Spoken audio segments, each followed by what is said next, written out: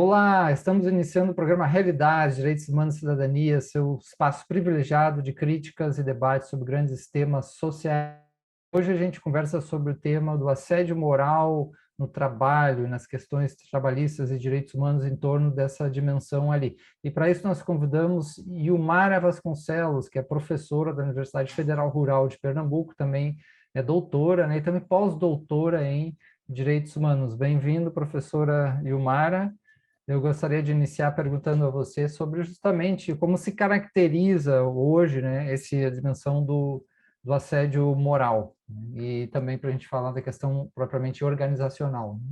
Olá, obrigada pela oportunidade de fala, de compartilhamento, de troca.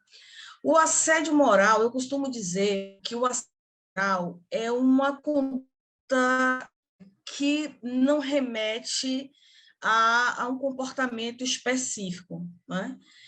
Remete a um quadro de caracterização, né? Na verdade, a definição de assédio moral não toca o conteúdo do direito violado, e sim a forma como a violação se dá, as características que marcam, os marcadores da violência. O assédio moral é uma violência que atenta contra a dignidade da pessoa humana, no caso específico do trabalhador ou trabalhadora. É uma violência que serve de moldura, né? Uma descrição conceitual do assédio moral serve de moldura para diferentes formas de violação, inclusive ilícitos, inclusive tipos penais. Então, é muito comum nós observarmos situações de assédio moral que envolvem discriminação racial, né? Homofobia, injúria racial, racismo.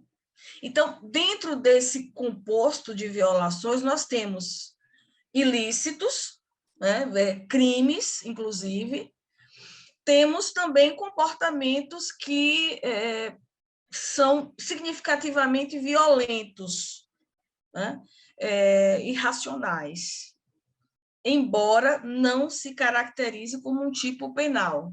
Então, em razão dessa complexidade, desse caráter plurimo da conduta, muitas vezes é difícil caracterizar na justiça o assédio moral.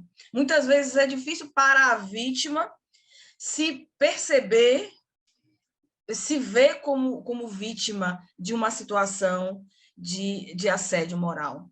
Então, uma violência marcada por uma dessimetria de forças, onde o agente, aquele que promove, que pratica o assédio, ele se coloca numa posição de superioridade em relação ao outro, né? Onde a vítima ela é fragilizada cotidianamente, é uma violência marcada pela repetição, pela processualidade. Então, o assédio moral ele não acontece, ele não é um fato, uma ocorrência episódica. Ele acontece no decurso do tempo, ele tem uma duração prolongada. Hoje, com os vínculos mais curtos, né? Os vínculos mais curtos de trabalho, naturalmente, esse enquadramento, violência de longa duração, deve ser relativizado, mas eu quero dizer que é uma violência que se opera de forma gradativa, né? Que se opera respeitando um período espaçado de tempo. São doses cotidianas de violência contra a pessoa. Essa é a primeira característica, repetição, processualidade, duração. Muitas vezes a intensidade ela evolui no decurso do tempo, né? É como se o agressor ou a agressora testasse os limites emocionais da vítima e empreendesse a violência de forma, inicialmente na forma de teste, de testagem, evoluísse na medida que ganhasse terreno, né? Na medida que ganha terreno, enfim. São situações bem específicas. Outro ponto é a pessoalidade, outra característica, outro marcador é a pessoalidade. Então, os motivos, os gatilhos são diversos, mas o direcionamento sempre é pessoal. A conduta de assédio ela é intencional, ela é movida por propósitos que acompanham o agente da violência, né? Existe um intervalo de tempo que a gente possa dizer, ó, a partir de X meses, ou 1 ano, 2 anos, aí configurar a sede. Não, né? Não há essa precisão. Inclusive, o conceito é alvo de críticas por essa falta de objetividade. Mas qual é o meu entendimento? Essa falta de objetividade na definição, ela socorre diferentes situações. Na verdade, ela dá cobertura a diferentes situações que, se o direcionamento, a definição fosse mais fechada, deixaria de fora, impedindo aí o reconhecimento do dano moral nas reclamações trabalhistas. Então, essas são as características do assédio moral. No que diz respeito ao assédio organizacional, é muito confundido o assédio moral com organizacional. Mas, enquanto no assédio moral o direcionamento é pessoal, no assédio organizacional, o que move a violação de direitos? São os objetivos corporativos. Então, exemplo, cobrança abusiva de metas, sujeição do trabalhador ou trabalhadora a jornadas extenuantes. Então, veja que o objetivo aí não é pessoal. Os comandos são impessoais. A finalidade é a produção de lucros crescentes para as organizações. Certo. Nesse sentido, é importante, né, tentar, mesmo que não totalmente definível, porque eu acho que os casos reais, né, são coisas muito próprias que a gente não está lá, mas definir alguma coisa, né, como você definiu, importante sobre o assédio moral e entender na organização. Que eu já vi casos também, que a gente trabalha muito com conflito, de pessoas que usavam esse termo assédio moral para falar sobre conflitos, né, que elas também tinham uma parte nesses conflitos. Então, também é importante como separar, né, quando de fato é uma coisa de uma violação, né, de direitos dessa forma, né, que tem um agressor e uma vítima, e quando não é uma questão que já tem outras dimensões também, talvez um pouco isso. E como é que você tem visto isso também? E essa questão também no mundo do trabalho, das organizações, e aí a gente pode entrar também na violação de direitos humanos em geral no mundo das organizações. Eu pesquiso assédio moral há muitos anos e eu tenho percebido que, muitas vezes, o assédio moral ele evolui para uma situação de conflito, mas o gatilho é a ausência do conflito em si. Parece contraditório. Então, a ausência ou a negação do conflito muitas vezes é gatilho para a ocorrência de violência no ambiente organizacional. As pessoas não conversarem sobre o que sentem, como se sentem, isso eu aprendi. Na verdade, foi uma percepção, né? As pessoas assumem a sua impressão como verdade absoluta e não se colocam em posição de escuta, né? Em relação ao que o outro pensa, como o outro se sente. E aí não há um conflito, né, materializado, no sentido concreto.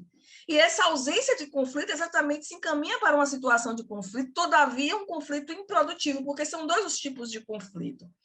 O conflito produtivo, que é aquele construtivo, que é dialógico, né, que é útil, né, a gente não pensa numa mesma direção e que tende a promover, a patrocinar o crescimento das partes, e o conflito improdutivo, que é aquele conflito que se esgota no embate e não no caráter construtivo. Pois bem, a partir da escuta das narrativas das vítimas de assédio, eu as trato como vítimas, porque eu as entendo, as percebo como vítimas, elas, olha, corria tudo bem, mas eu percebi mudança no comportamento do agressor e que culminou na agressão, na violação concreta de direitos. E aí, explorando um pouquinho mais a realidade dessas vítimas, eu comecei a perceber que o ponto de partida, muitas vezes, é um status de ressentimento. Cria-se ressentimentos por pequenas coisas, né? Não se abre para o diálogo, para a conversa construtiva, produtiva, e aí as verdades começam a ganhar, as impressões começam a ganhar musculatura de verdades. verdades inabaláveis. Então, por que eu estou usando essa expressão ressentimento?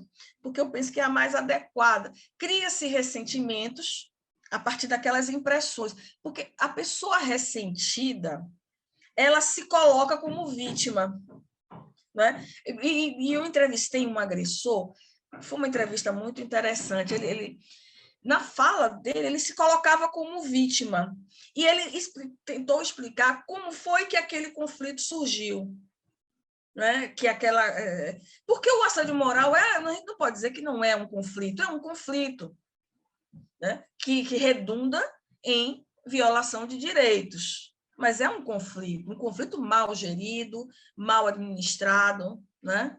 E que se converte aí numa situação de violência. Né? Mas veja, né, especificamente nesse exemplo, e ele começou a narrar. Então, ele se colocou na posição de vítima, culpando o outro, no caso a vítima, colocando-a como responsável por aquela questão, por aquele deslinde. E ele falava do que ele sentia, eu senti. Então, na verdade, o que ele desenvolveu ali, ele estava compartilhando um ressentimento não percebido pela vítima, e ela também não era obrigada a perceber, né?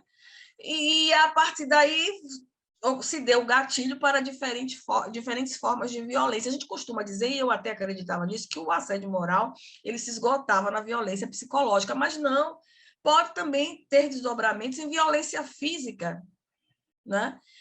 E, enfim, a questão da gestão de conflitos é importante nas organizações para mitigar esse tipo de ocorrência, para matar na raiz. Mas, para além disso, é preciso adotar uma gestão de conformidade legal, é preciso adotar um modelo de gestão inclusiva, baseada na solidariedade, no respeito, né? E isso eu percebo muitas vezes elementos ausentes nas organizações onde se verifica a incidência desse tipo de violência corporativa.